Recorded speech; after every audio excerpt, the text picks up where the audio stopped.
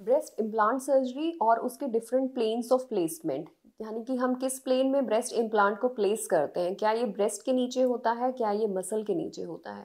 आज हम इस वीडियो में यही डिस्कस करने वाले हैं कि ब्रेस्ट इम्प्लांट सर्जरी में कौन सा प्लेन बेस्ट है इम्प्लांट प्लेसमेंट के लिए, जो आपको एक लॉन्ग टर्म अच्छे रिजल्ट देता है।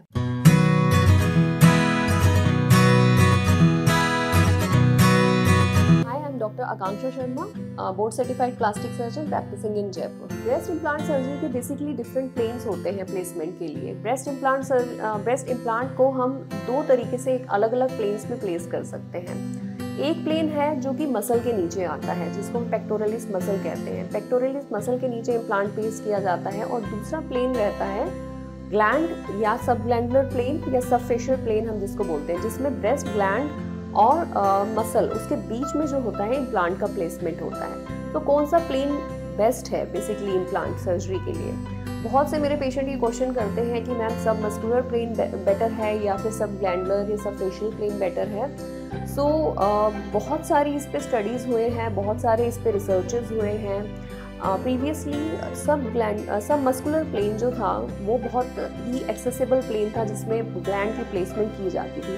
But over the period of time बहुत सारे जर्नल्स में पब्लिश हुआ है और बहुत सारी इसकी स्टडीज़ हुई हैं, जिसमें कि आज के टाइम में sub fascial placement of gland को बेस्ट प्लेसमेंट बताया गया है।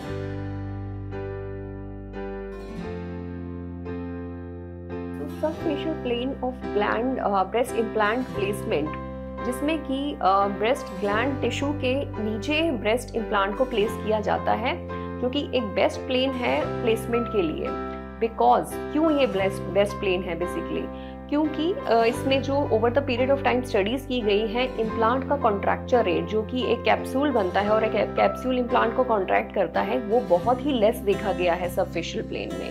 सो अनलेस अनटिल हमारे पास कोई ऑप्शन नहीं है, या फिर वी कैन से कि बहुत ही थिन पेशेंट कोई है, या जिनके बेसिकली कुछ पेशेंट जो कि नॉन इंडियन ओरिजिन के होते हैं, जो बाहर के पेशेंट हैं जिनकी स्किन बहुत थिन होती है, उसमें प्रेफर किया जाता है submuscular placement of implant. Otherwise सब facial plane is the gold standard and the standard plane and the safest plane for the implant placement.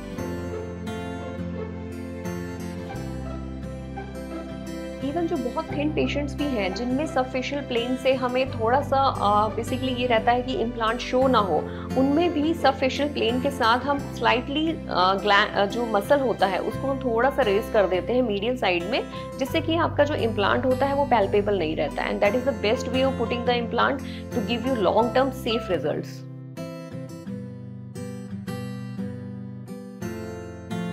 सब muscular plane of implant placement basically उतना अच्छा plane क्यों नहीं है, because सब muscular plane में जब भी इम्प्लांट प्लेस किया जाता है, तो अगर आप जिम वर्कआउट करते हैं या आप कोई भी हैवी वर्कआउट करते हैं, तो जो मसल इम्प्लांट के ऊपर प्लेस्ड होता है वो मसल पॉप अप करता है।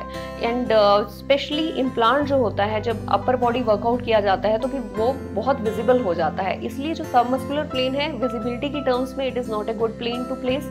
प्लस मोर ओवर जो कॉन्ट्रैक्टर रेट देखे गए हैं इम्प्लांट प्लेसमेंट के बाद, वो कि हायर हैं सब मस्कुलर प्लेन में। So we should not go for the submuscular plane, and if any patient have the query कि gland किस प्लेस में किस प्लेन में प्लेस किया जाएगा, they should always discuss with the doctor and get to know कि किस plane में इम्प्लांट प्लेसमेंट जो है वो बेस्ट है।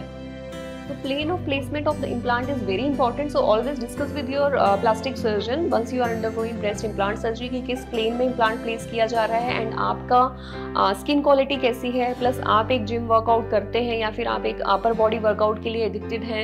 So always discuss, have all these discussions before undergoing breast implant. All these are very necessary.